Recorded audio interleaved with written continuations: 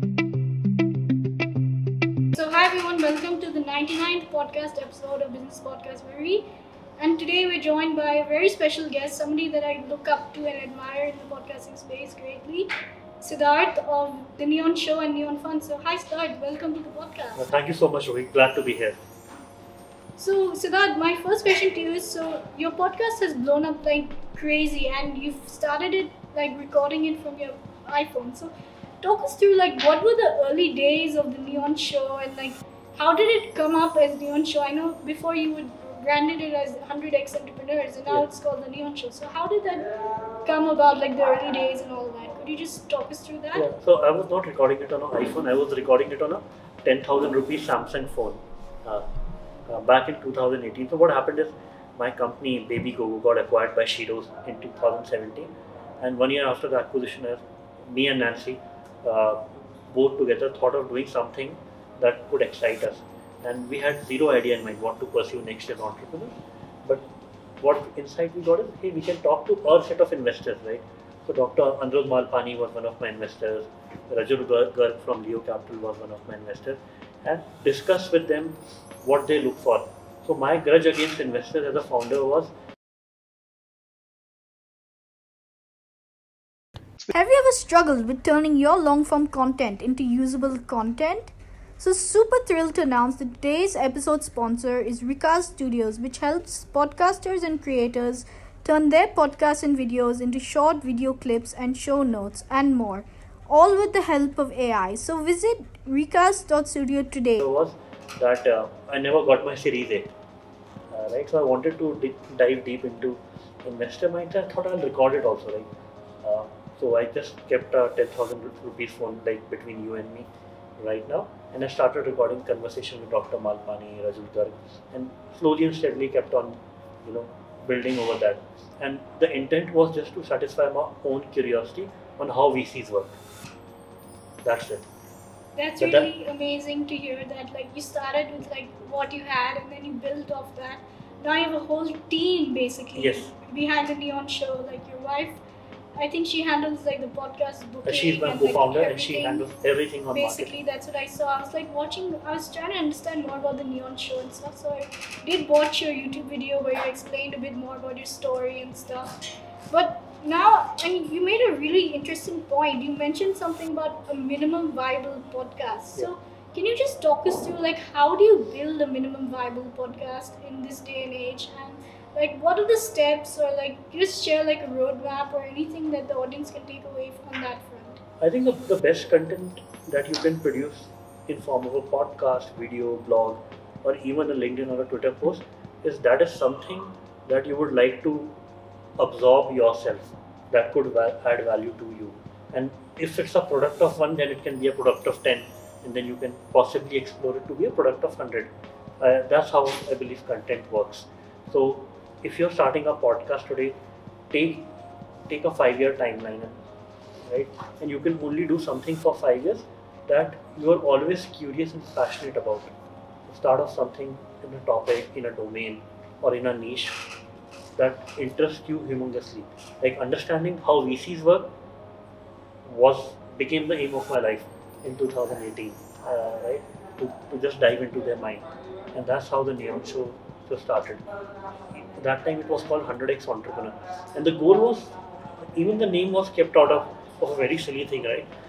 That I and Nancy wanted to become 100x of ourselves as entrepreneurs through recording these episodes and learning from them, and not repeating the same mistakes or mistakes of others when we start our next venture.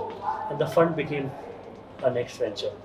Yeah, so let's dive into that a bit. So you have this thing, the Neon Fund as well, Yeah. where you basically become capital allocators. So Yeah. how did that come about? Like, how did you go from podcasters to like capital allocators? Like, what was that entire journey like, the process? And, like, what could you share on that front? Sure. So what happened is, because of the podcast, just from 1 year, 2018 to 2019, because we were the first podcast in Indian startup ecosystem, a lot of founders started reaching out to me, even second-time founders. So what happened is, one instance is Lalit Mangal, who previously built Common Flow, sold it to Quicker for 200 mil, reached out to me on cold on LinkedIn that, hey Sid, I want to work along with you and your podcast is amazing. But I was working at that time in Prime Venture, so I couldn't be part of their journey. And I believe that if I have to work with somebody, uh, they should feel I'm vested in them. I don't believe in consultancy or having advisor equity or anything like that. So then over a period of time, I left my job because of podcast. I got a job at Prime Venture Partners because they even listened to the podcast and wanted to build something on the community side for them. Uh, so Lalit became my first investment when I just left Prime, and my first 10 investments were, I call it today the pre-fund of Neon. So in Neon today we have the first vehicle, we call it the pre-fund, then we build a small fund 1, then fund 2, and today we are raising a fund 3 of $50 million. All happened in the last 4 years. So the first vehicle was just the founders that were reaching out to me, right? I never believed in angel investing. So what I did is I created 10 SPVs and started my friends, extended networks, started putting together $200,000 to $400,000 in each one of them. And whatever money I had, me and Nancy had made through exit, we put that money back into these companies. That's really. So initially, we never bought a car, we never bought a house. We all invested in the Neon pre-fund. That's what we did. That's really great to hear, like how you were so frugal and whatnot with your like money and whatnot, so that you could invest into more startups and help So we are passionate startups. about it. So And you're also super passionate about the industry. So like my next question is also along the lines of Neon Fund as well. So like how do you evaluate the startups, and like what types of startups do you invest in? Because I know like you invest in like startups, so like what exactly is your investment thesis and stuff like that? So my first company, that's how we started Adodoc. It was a B2B SaaS solution for pediatrician. So I was passionate about building in B2B SaaS. I had an understanding on B2B SaaS, and my grudge still remains the same, that founders have to go out and beg for VCs for raising their larger rounds when they were out of money, and that was the thing I was not comfortable with.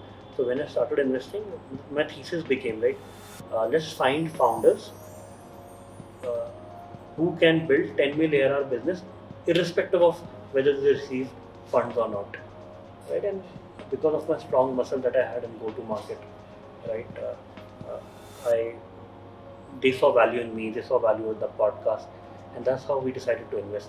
So thesis became one simple thing, that can this founder, can this idea, or can this team or the product reach 10 million in annual revenue in 3 to 4 years, irrespective of whether any VC comes in the next round or not. So a 10 million ARR is a very significant milestone, especially for India. And we only wanted to invest in B2B SaaS because we could find that only B2B SaaS is a domain that there is first a recurring revenue, there is no pressure to show any daily active user, monthly active user, or any vanity metric, and the only metric that you are measured on is annual recurring revenues. That's really amazing to hear, like how you started the Neon Fund, how you became capital allocators, and how this whole journey came about. So let's dive more into the podcast side of things. So how does one? So your podcast has blown up a lot. You've got it's on the charts like everywhere. Like it's doing crazy numbers now. So like, how does one build a chart ranking podcast? Like any lessons, mistakes? Like what could you share on that? I think that there is no shortcut for it. I would say you have to. It's been 5 years or 6 years today running the podcast for us, and now whatever people are seeing the results that we have today is all the effort that we have put organically in the last 6 years. What I would suggest is be video first. That's a mistake that we did. We only kept it audio for the first 3-4 years. Be video first. Always produce, if you can afford, a movie-like content, right? The quality of your production should be so high that because what people are seeing on YouTube today, you are competing with the best of the people who are producing great quality content, right? So you're competing for that attention. So if you have to start a podcast today, and if you can afford it, go video first and produce very, very high quality, both in terms of video, audio, and the content quality. Yeah, I think that's a really great point. Like when I first started, I was just recording out of my bedroom with like my headphones, and then I discovered Zoom, and then I discovered Riverside, and now we're doing this in-person podcast, which is like amazing because the journey, I never thought I would actually be recording an in-person podcast so soon. And this is like the 99th episode, so it's like an honor to like have you on the podcast Thank today, you. and for you to be sharing your insights with like a live audience behind us. So yeah, so my next question is like, so you've recently crossed like 100K subscribers on YouTube. Yes. So talk us through like what are some of the like things you've learned now that you've kind of aced the YouTube game, you could say. Like what are some of those things you've learned about YouTube and creating content and like creating content basically for Indian viewers on YouTube? Sure. So what we had is for the first couple of years or first 1.5 year when we started working on YouTube, like producing video first offline podcast, we outsourced it to an agency, and it didn't work for us. It was not working. We are still getting, let's say, 10,000, 20,000 views per podcast episode on YouTube. And then we thought, let's bring it in-house. Outside the agency is not working out. Then we hired Ram, who is right now heading all our efforts on content.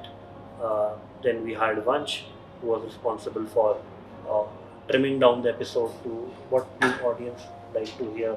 We brought in a full-time editor in-house, right? So all these became full-time employees of Neon, right? And then we started seeing magic happen.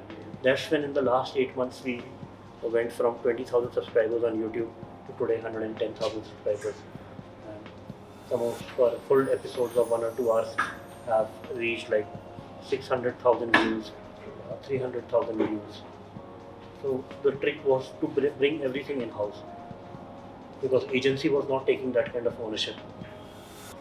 So my next question then is like, how do you go about thinking about short form versus long form content? Like, what is that thing that you think is like most important, and like how do you think one should approach it? You said something like it should be high quality and stuff like that. It should be like, if you can, make it movies, cinematic, stuff like that. So how does one go about doing that? And like any advices you could share? Like we have some aspiring podcasters here in the room today. So like what could you share with them that could like help them to get ahead on their journey of being a podcaster? One thing, as I said, right, was video first. Your number of shots that you put on YouTube can be as equal to the number of the number of full length videos that you produce as podcast, because people might come for shots and then land on the main video, and then your brand gets built. So you can think of shorts as a free acquisition channel that YouTube offers. Right. The other thing is that for the first 100 episodes, just get started. Don't worry about perfecting it. Right. Unless and until you figure out your niche in the first 100 episodes, it's very hard to perfect everything. Only after the first 100 episodes that we realized that. So for example, our first 100 guests were venture capitalists. Then we got bored of VC. We thought we had everything that could satisfy our curiosity from VC. Our next 100 guests were unicorn founders, right?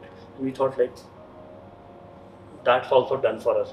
Now the cup that we wanted to fill of our knowledge, right?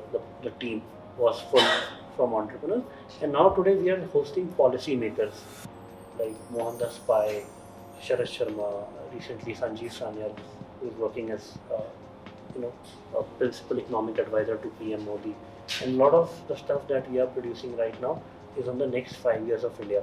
So as an entrepreneur or a VC, we don't decide what the next 5 years of India are, right? We are just looking for tailwinds that can support the area we are on. But the 5 years of India are built by policy makers. So that's what the Neon show is focused right now. So basically you're saying that you evolved your niche We over are time. constantly evolving our niche, and it's basically the thing that we want to know most of as entrepreneurs or as creators. That is the niche that is dictating what next guest that we bring on. So it's like letting our curiosity unrestricted, unflowed, taking us where it wants us to. Yeah, I was just about to ask you like how did you find your niche, and how does someone like find their niche as like a new podcaster? Like do they lean into like what they know? Do they lean into I think like what do they lean into? Like how can they find their superpower as a podcaster? the first 50 to 100 guests have to be from your network. So you have to first tap into your network and speak about the things that you would like to know about. and then slowly and steadily, as you build your own brand, start getting experts of the field that you want to know about on the podcast. And I think by the 100th episode, you will have to put in the effort of first 50 to 100 episodes. There's no shortcut to it. So how did you kind of build that consistency and that reps, like putting in the reps and stuff like? I know you had a team with you Team now, got but built like, very later on. how did you do that in the early days? So my first 50 episodes, it was just me. We were not audiophiles. I would carry 2 mics, go to a guest office, and place the 2 mics. Nancy would come along with me to monitor the computer, and we would just record in between. I would go back to home, edit at night, using one of the editing tools, and publish it on the weekend. That was the process. That's got, but it was. I was very sure that, hey, this is giving me such a rich network, so much learning that I don't want to quit. So how did podcasting kind of, like you said, it gave you such a rich network. So how did you build those relationships and those networks from your podcast, and how did podcasting unlock all these opportunities for you? Like you said, you worked at Prime Ventures as a community builder and stuff. So how did that all come about? So it was all organic. So for example, once the podcast brand got built in the first year, when I reached out to Prime Ventures, they had already heard my podcast. So that's why they gave me the opportunity. And what is happening is, for example, you are reaching out to certain X number of people, only 2 will respond, let's say out of 10. But with those 2 who are experts in their field, once you host them for an in-person podcast, at least you will build some relationship, right? And those guests might in future recommend you to need some new guests. And that's how maybe one of those, let's say, the first 50 guests, if you start a fund, might invest in your fund. If you start a company, might invest in your company. You never know, right, where that network is leading out to. But these are all people who have a very dense knowledge of their field. It's always good to stay in touch with these folks. Does that answer your question? Yeah, that answers it. So like, then a follow-up is like, how do you kind of build these like? So then a follow-up is like, how do you build these relationships, and how do you like follow up with these people that you interviewed on your podcast? I think I reached out to everyone Like cold. how? Cold on LinkedIn, cold on email, and initially the ratio was 1:10 people used to respond and agree for a podcast. And as we have crossed 200 episodes, now most of our guests come inbound. They reach out to us either on LinkedIn, on Instagram, or through email, or they would ask a reference to connect with us. Because it's not only you who are benefiting, right? If I'm coming on your podcast, I'm getting the reach of your podcast as a guest. Exactly. Right? So it's a win-win relationship both ways. If I'm reaching out to somebody cold, they know that if I have X amount of reach on various channels, including YouTube, Spotify, LinkedIn, they're getting exposed to that reach. Yes, so then my next question is like, how do you frame an outreach, and how do you make it such that it's like a win-win situation for both parties? I think, for example, for any other person who is not super active publicly, but they have a dense knowledge that people would like to hear about, if you reach out to them, let's say with even your podcast, they would give it a thought. Whether they come or not is a different matter of their priorities, right? But they would give it a thought because any person of influence and density of knowledge and network would like to expand it. For sure. So yeah, I think those are all the questions that I had, and if the audience has any questions, maybe we can get some audience questions in. Sure. Okay, Adil, what's your question? I have a few questions. So you mentioned MVP as the podcast, right? Also would love to know your thoughts on MVP for your team. So like, what is like that unit of the team? Let's say it could be one editor, one branding specialist or whatever. Especially because you almost operate as an entity, right, and not just an individual. Yeah. Because you do have a business behind it. So what is like that singular team look like? So, for example, today I can tell you, like initially when we started, it was just me and Nancy, and I used to edit the podcast and publish the podcast. And only after 100 episodes, when Nancy came in full time, she started to build a team. So I had some of the previous employees from my own company, maybe who was working somewhere else, take lead of newsletter, for example, or take lead of editing once we started recording videos also. So the first, I would say a complete unit would be you need a one video audio editor, right? One content specialist who will, let's say, even help you research the content and publish the final outcome on 20 channels, including YouTube, Spotify, right? And if you can have bandwidth in your team and can afford one more person, one person would be just to trim down the content. For example, we just recorded 30 minutes of content. If somebody has expertise on how can this 30 minutes become more valuable for audience with the same 20 minutes, because attention for an audience is super limited. So how do you make it the best story out as possible in the shortest amount of time? And obviously then you need a host, a person for recording at the end of the day with cameras, mics and everything. So there are 4 to 5 people you need who are ICs, individual contributors to run a podcast. Very interesting. One follow-up to that would be, when did you start investing into the podcast? That could be payroll for your team. That could be, I know you have a bigger studio now, a higher budget production. So you mentioned like that 100 episode email, but were there any other metrics that you were looking at that, hey, like I'm getting cold inbound or I'm getting XYZ other thing. Now is the time for me to double down and invest into this as a distribution. So one thing that happened to us very early when I joined Prime was that Prime offered us that, hey, if we can only take you if you allow us to sponsor your episode, right? So they became the first sponsor, and whatever money we got through sponsorship, we put back in, let's say, buying Shure mics, which each mic cost 40,000 rupees, buying a Sony A60 or A70 camera, which costs like rupees 2 lakhs, right? And next year we reached outbound to Zoho. Zoho became a sponsor. So for example, we even didn't reach outbound. I remember one of the marketing heads at Zoho was seeing our podcast, right? So they reached out to us that, hey, is there a way to collaborate? And that's how they became a sponsor of the podcast. So they were sponsor for 1 year, and whatever we earned, we just put it back in building the studio, put it back in getting full-time employees whose salaries we could pay. So I would say there is no shortcut for it. You have to put in the reps, as we discussed in the podcast, the first 50 to 100 episodes yourself before you can build a team. Because once you have a team on payroll, you don't know how you'll monetize the podcast. So for today, at such a scale, our venture capital fund takes care of large part of our podcast expenses because it becomes the face of the fund. Right.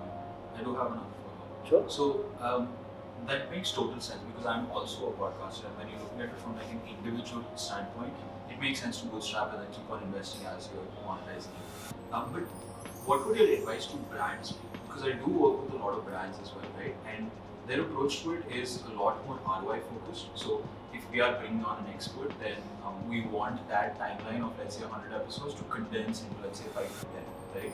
But I think the nature of content is that doesn't always happen.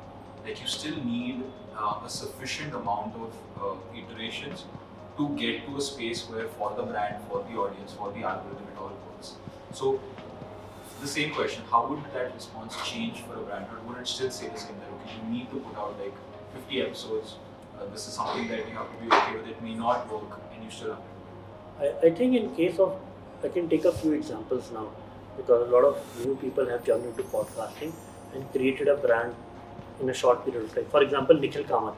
So Nikhil Kamath's production budget is probably few crores a year, and because he's a billionaire, he can call who's and who's on his podcast, from Bollywood celebs to everyone.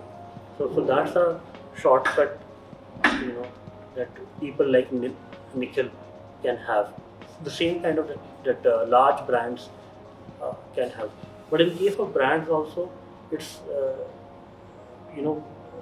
the path to 50-100 episodes is required to build a dedicated, loving audience. Also, does anyone have any questions? I have no questions. Sure, go ahead. And I think we have sufficient time. So time is not a constraint. So I also happen to be coming from the agency side, right? I did run a podcasting agency. So you mentioned a very interesting point of the agency was not taking ownership, right? So now when you compare, let's say, whoever you're working with, and now having an in-house team, what is like that difference? What is that delta that could not be fulfilled by that agency? So what happened is, because an agency is working with 20 clients and with limited number of resources, an agency can never take care of an outcome and iterate. They were publishing a good quality episode, but that was not what audience wanted, and that was not our bar. Our bar could only be raised when we had full-time team members in a podcast who could iterate with every new shot or every new episode, right? And because they were full-time on it, their career is based on the podcast. For an agency, if let's say out of 20 podcasts, 15 don't work, they don't care. They'll always have churn, they'll have new clients. But for a full-time people, let's say our content head or social media head, their career is being made. So they are putting as equal effort as us, or even more effort than us today, to make the podcast a success.